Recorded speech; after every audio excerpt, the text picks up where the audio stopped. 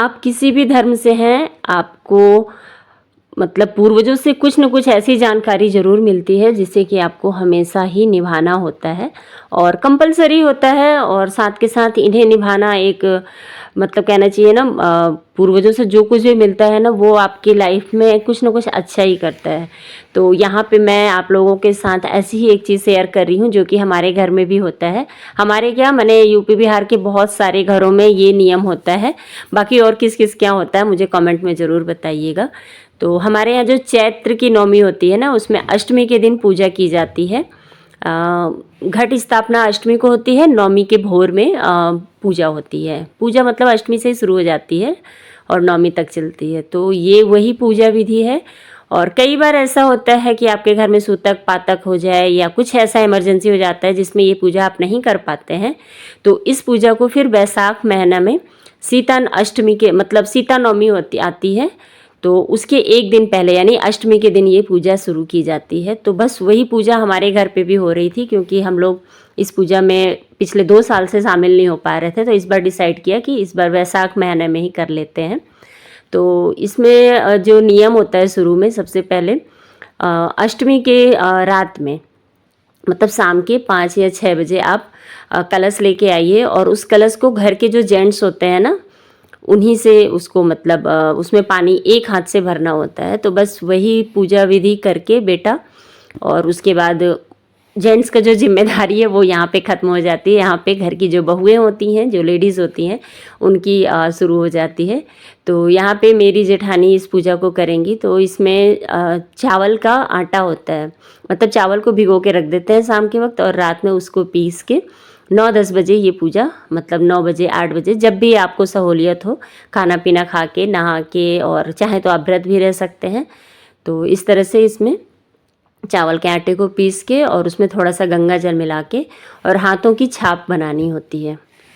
तो कुछ चीज़ें ऐसी हैं जिनको कि आपको करना ही चाहिए और इसे करने से आपका अच्छा ही होता है। इसका कुछ भी मतलब ऐसा मैं प्रमाण तो नहीं बता सकती हूँ, क्योंकि ये एक ऐसी चीज़ है जिसे आप करते ही आ रहे हो। दादा हमको तो पता भी नहीं है, हमारे कितने पुश्तों से ये पूजा चल रही है और ये पूजा सेम उसी तरह से होती है। कुछ थोड़ा बहुत बदलाव जो होते होंगे तो होते हैं। तो जैसे हम लोगों ने ये पूजा अक्सर किचन में हुई है, तो हम लोगों ने डिसाइड किया इस बार पूजा रूम में करेंगे, क्योंकि पहले के समय में लोग पूजा रूम स्पेशली नहीं बनाते थे। अभी तो पूजा रूम अगर बनाया जा रहा है तो देवी का स्थान पूजा रूम में होना चाहिए। तो ये सोच के हम लोगों ने थोड़े बहुत नियम को इधर उधर किए हैं, बस ज़्यादा कुछ नहीं। बाकी सारा विधि वैसे ही रहेगा। और हाथ के पंजों से ना निशान बनता है चावल के आटे से, और उसके ऊपर फिर सिंदूर लगाते हैं। तो ये सारी विधि मतलब जैसे पहले तो जहाँ पे आपको पूजा करनी है वहाँ करनी होती है, और जो मेन डोर है वहाँ पे भी आपको लगाना होता है इस छाप को, ताकि इससे पता चल सके कि हाँ आपके घर में देवी पूजन हो रहा है करके। और बहुत ही साफ़ सफाई का ध्यान रखना होता है इस पूजा में। इसी तरह से आपके यहाँ भी होंगे कुछ ऐसे पूजा पाठ जिसको कि कंपल्सरी कहना चाहिए होता है, इसे आपको करना ही होता है। और इसमें ज़्यादा ना तो तर्क होता है, ना ही तो ज़्यादा क्वेश्चंस होते हैं, क्योंकि बचपन से ये सब चीज़ें देखते आते हैं, चाहे ससुराल हो चाहे मायके हो। तो इस पे ज़्यादा हम लोग ऑब्जेक्शन भी नहीं करते कि हाँ ये क्यों की जाती है।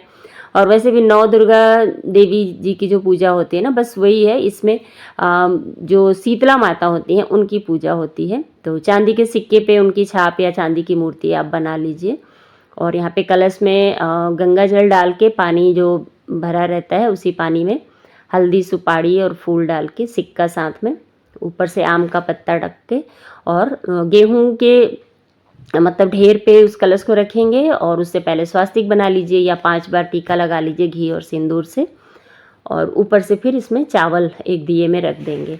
और यहाँ पे हमारी सासू माँ ने चांदी के सिक्के पे शीतला माता बनवा रखा है, तो उसे एक कच्चे सूते में बांध के और उसको हल्दी लगा देंगे, मैंने उसको वाइट कलर नहीं रखेंगे। तो जो घड़ा है ना उसमें बांध देंगे उसको, और यहाँ पे आप चाहो तो साड़ी कॉटन की या गमछा, जैसे हम लोगों ने लाल गमछा पहनाया है, तो उसको उड़ा देंगे, माने वस्त्र स्वरूप देवी माँ को चढ़ा देते हैं हम लोग।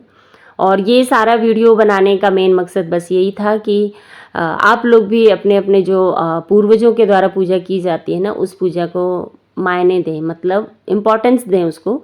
हम अभी ज्योतिष बताते हैं, कोई पंडित बता देता है या कुछ लोग बता देते हैं कि ये पूजा करिए, वो पूजा करिए, हम तैयार हो जाते हैं बिना क्वेश्चंस के, है ना। तो ठीक ये पूजा को ही पहले आप कर लो, आपको किसी और पंडित की पूजा की ज़रूरत ही नहीं पड़ेगी।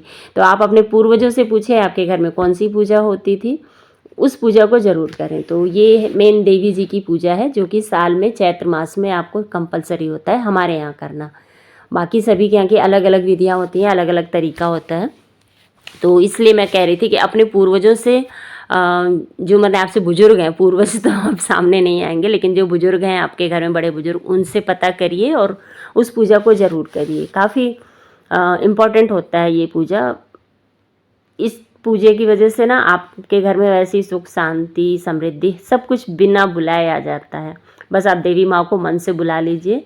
और यहाँ पे माता रानी को सरसों तेल का हम लोग जोत जलाते हैं और उसके बाद जोत जला के साथ में माला पहना दिया गया, फूल है, सिंदूर का टीका लगा दिया जाता है शीतला माता को।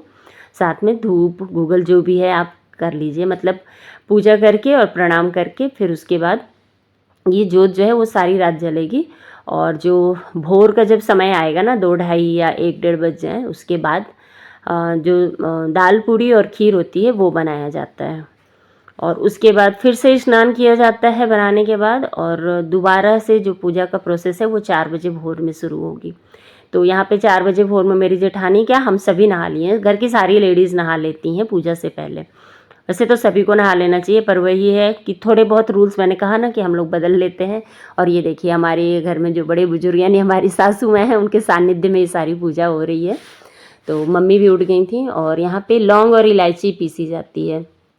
इसे छाछ, शायद छाछ देना बोलते हैं, मैंने लौंग का लौंग और इलायची को पीस के और उसे दरवाजे पे अभी डालेंगे आगे। और ये देखिए दाल पूड़ी बन के रेडी हो गई है। साथ में 2 सादी पूड़ी पहले बना ली जाती है, उस पूड़ी से माता को खोइचा देते हैं। खोइचा देने का ये होता है कि अब नवमी के दिन माता की विदाई होगी, अष्टमी को बुलावा दिया गया था और नवमी के दिन विदाई जब देते हैं तो हमारे घर में कोई भी सुहागन लेडीज़ हो, लड़की हो, कोई भी लेडीज़ हो, उसे खोइचा ज़रूर देते हैं। तो वैसे तो खोइचा में हम लोग जीरा, हल्दी और दूबी सिक्का इस तरह का यूज़ करते हैं, पर इस खोइचा में माता रानी को सादा पूड़ी, भीगा हुआ चना और गुड़ इस तरह से दिया जाता है। और उनके आंचल में इसे रखा जाएगा पहले। और आप चाहो तो पहले भोग लगा लो, उसके बाद खोइचा दे दो, और नहीं तो फिर आप चाहो तो पहले माता को खोइचा दे दो और फिर भोग लगा लो। माने दोनों प्रोसेस एक साथ हो सकता है, इसमें कोई प्रॉब्लम नहीं है। हाँ, हम लोग से छोटी सी एक गलती हुई, गलती नहीं, शुरू से ऐसे ही होते आया है, इसलिए इस बात को ध्यान नहीं दिए, पर इस बार हम लोगों ने ध्यान दिया कि केले का पत्ता हम रख के उस पे भोग चढ़ाएं, क्योंकि वो सबसे ज़्यादा शुद्ध होता है। ज़मीन पे थोड़ा सा और समझ में आया हम लोग को। तो इस तरह की अगर विधि को थोड़ा सा बदला जा सकता है तो बदल ही लेना चाहिए। माता रानी को पान ज़रूर देना है, लौंग, इलायची, पान का पत्ता, मतलब कहते हैं ना किसी भी मेहमान को खाना खिलाने के बाद पान ज़रूर खिलाना चाहिए। तो बस ठीक वैसे ही माता रानी को तो पान बहुत पसंद है, तो इसलिए माँ को पान के पत्ते पे पूरा खोइचा उनके, मतलब जैसे जो हमने गमछा बिछाया था उसी पे उड़ाया है माता रानी को, तो उसी में आंचल स्वरूप समझ के और उसमें खोइचा देते हैं। और फिर यहाँ पे 9 देवियों के नाम से 2 दाल पूड़ी 1 देवी को, यानी कि 9 जोड़ी, और साथ में गुड़ की खीर बनती है हमारे यहाँ पे, जिसमें दूध नहीं डलता है। बाद में आप दूध डाल के उस प्रसाद को खा सकते हैं। तो 9 देवियों को भोग लगेगा और साथ में भैरव बाबा को, क्योंकि कहते हैं देवी जी की पूजा जब तक भैरव बाबा की पूजा आप नहीं करते हैं कंप्लीट नहीं होती, क्योंकि उन्होंने ये माता रानी से वरदान मांग लिया था कि आपकी पूजा तभी सफल हो जब लोग मुझे भी याद करें। तो बस यहाँ पे भैरव बाबा की भी पूजा हो गई, और साथ में अब यहाँ पे हम गूगल धूप जो भी है वो जला देंगे और साथ में हवन करेंगे, क्योंकि हवन ही एकमात्र ऐसा साधन है, अगर आप पूजा वगैरह कर रहे हैं तो आप इस बात को समझ सकेंगे कि उसके द्वारा ही अग्नि में ही कुछ भी जलेगा तो वो माता रानी को या जिनको भी आपको अर्पण करना है वो हवन के ही माध्यम से जाता है। तो यहाँ पे हवन से पहले यही जो लौंग इलायची को पीस के मतलब रखे थे उसको थोड़ा थोड़ा सा दरवाजे, जो मुख्य दरवाजे हैं उन पर डाल देंगे। और ये पूजा हो रही थी मेरी जेठानी के घर में, तो अब बाजू में ही मेरा घर है, तो दीदी ने कहा कि उस घर में भी डाल दो, क्योंकि आखिर सारे घर एक ही हैं और पूजा हो ही रही है। और पूजा भी एक जगह पे ही होगी, क्योंकि हमारी सासू माँ भी हैं, तो हम लोग सबको एक जगह ही करेंगे, अलग अलग ये पूजा नहीं कर सकते हैं। तो हर जगह पे लौंग का जो मुख्य द्वार है वहाँ पे डल गया है। और उसके बाद जो बचा हुआ रहता है लौंग इलायची का जो लिक्विड है, उसको पलट करके देवी माँ के सामने रख दिया जाता है। तो यहाँ पे अभी मेरी जेठानी जी लेके आएंगी और डाल देंगी। और हम लोग सब कोई सुबह सुबह नहा लिए थे, और घर के जेंट्स लोग का अता पता नहीं है, शाम में तो नहा के जल भर देते हैं बच्चे, पर यही है कि सुबह के टाइम में कोई नहीं दिख रहा था। तो फिलहाल यहाँ पे लौंग की छाछ को दीदी ने पलट के रख दिया है। उसके बाद माता रानी को फूल चढ़ा देंगे, हवन जल गया है, हवन की अग्नि, और उसमें हवन कर लेंगे। तो इस तरह से ये पूजा होती है, और काफ़ी ज़्यादा अच्छा लगता है जब ये पूजा होती है। मतलब वो रात में जगने का कोई ऐसा महसूस नहीं होता है, क्योंकि पूजा है तो उसमें एक खुशी मिलती है किसी को भी, जो भी अगर पूजा अगर मन से कर रहा है ना। तो आप हवन की जो आहुति है वो 7, 9, 11, 21 जैसा चाहें वैसा कर सकते हैं, इसमें कोई पाबंदी नहीं है। और हवन में मेन वही है, हवन सामग्री घी जो भी डलता है, कपूर, ये सारा कुछ। तो इस तरह से ये पूजा कंप्लीट होती है। और हाँ, घर में कोई एक व्यक्ति ही इस पूजा को कर सकता है, बाकी सभी पीछे से बैठ के प्रणाम कर सकते हैं। तो बस यहाँ पे बीच वाली जो जेठानी है मेरी, उन्होंने ये पूजा की है। पूजा करने के बाद जो माता रानी को सिंदूर चढ़ता है ना, बस उसी सिंदूर में से हम सभी जो सुहागनें होती हैं सब कोई प्रसाद ले लेते हैं, मैंने उसका सिंदूर उसी में से लगा लेते हैं। तो इस तरह से ये पूजा विधि होती है। और अगर आपके घर में आपको विरासत में जायदाद मिलता है, धन दौलत सोना चांदी मिल रहा है, तो उसे अगर आप खुशी खुशी ले रहे हैं, तो उस घर के पूर्वजों की जो पूजा विधि है उसे भी आपको एक्सेप्ट करना चाहिए खुशी खुशी। और कहीं से भी जानकारी लें, पता कर लें, अगर आपको पहले से पता नहीं है तो फिर उस पूजा को ज़रूर करें। हम लोग तो लकी हैं कि हम लोग की सासू माँ थीं, तो सारा कुछ हम लोग को पता है, क्योंकि उन्होंने भी अपने बुजुर्गों से सीख रखा था। आजकल बहुत लोग ना मतलब पूजा विधि को उतना इम्पोर्टेंस नहीं देते हैं, तो उनको पता नहीं होता है, तो वो चाह के भी पता नहीं कर पाते हैं।